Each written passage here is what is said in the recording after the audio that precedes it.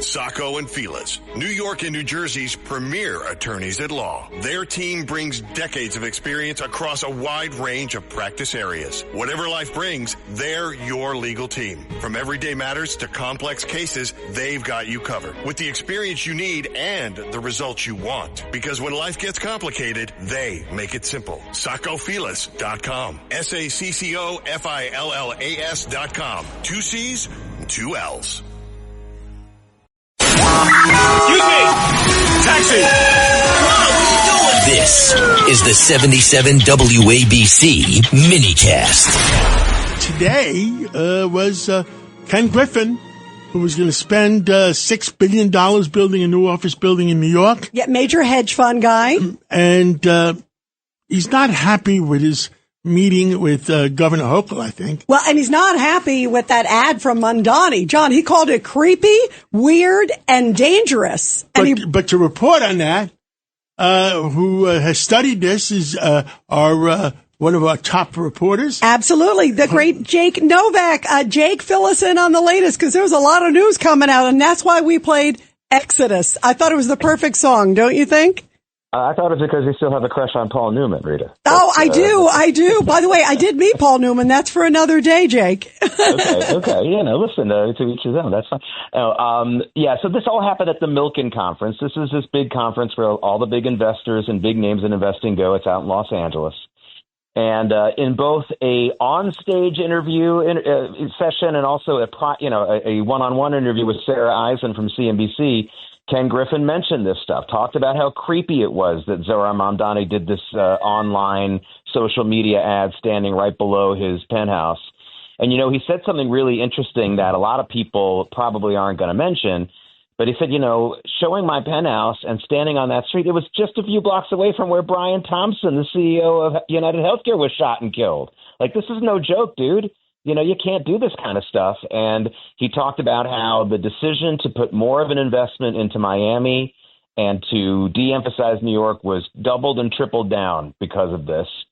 And can you blame him? I don't think you can blame him for that. Yeah, absolutely. And he said that it was frightening, like you just said, and talked about just that this is really driving not just him, but many people from not wanting to invest more in New York. He's got that $6 billion project. He talked about beefing up in Miami. I mean, he already left Chicago, and it sounds to me like he has now maybe 2 feet out the door out of New York. How did you read those comments, Jake? Yeah, there's another factor in here, and he mentioned it in these interviews, and it's something people really need to understand about Ken Griffin, and something I met him 12 years ago at a very almost private meeting at CNBC, and I asked him, what's the biggest thing holding back the American economy? Obviously, this is long before Mamdani or Hochul or anything.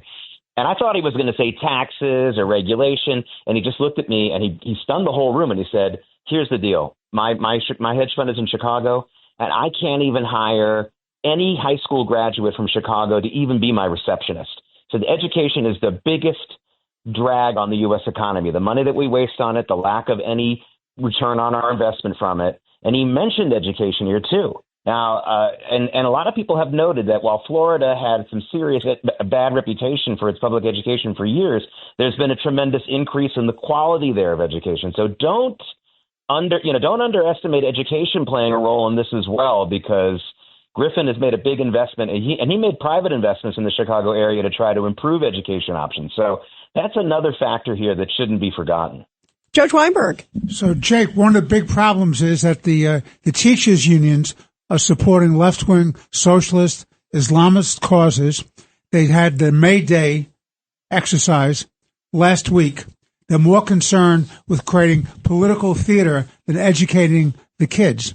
And they all stayed home during COVID, and they got paid, and they said that kids could learn online, and of course the kids couldn't, so they fell behind. So Griffin was foreshadowing the crisis we have because of politicalization of the teachers union. Your thoughts? Well, learn your history. Albert Shanker, when he took over the New York teachers union back in the mid to late 60s, the teachers union had an absolutely adversarial approach to the students and their parents. Now, some of it was justified. This was back when teachers were starting to get assaulted in the schools, not only by the kids, but by their parents too.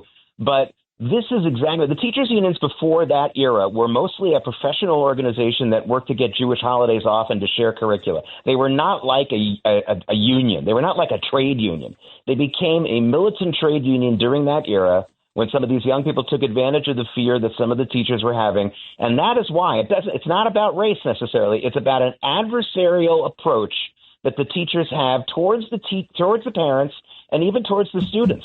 So they don't care. And Shanker, of course, was famous for being quoted when they were calling a strike in the 70s. And they said, how could you do this to the children? And he just said, we don't work for the kids. And that says it all. It really does. That does say it all. Jake Novak, thank you for the update. We always love having you on, Jake. Thank you. Thank you. My pleasure. Thanks so much. Listen to this podcast now on the Red Apple Podcast Network. Why is the middle class shrinking? Why are people facing an affordability crisis while marginalized individuals called informals grow in numbers? Join me as I travel the world, speaking with people living in invisibility, the leaders working to solve it, and uncovering the hard truths shaping our economy and daily reality. Download all of Red Apple Media's podcasts right now through your favorite podcast platform.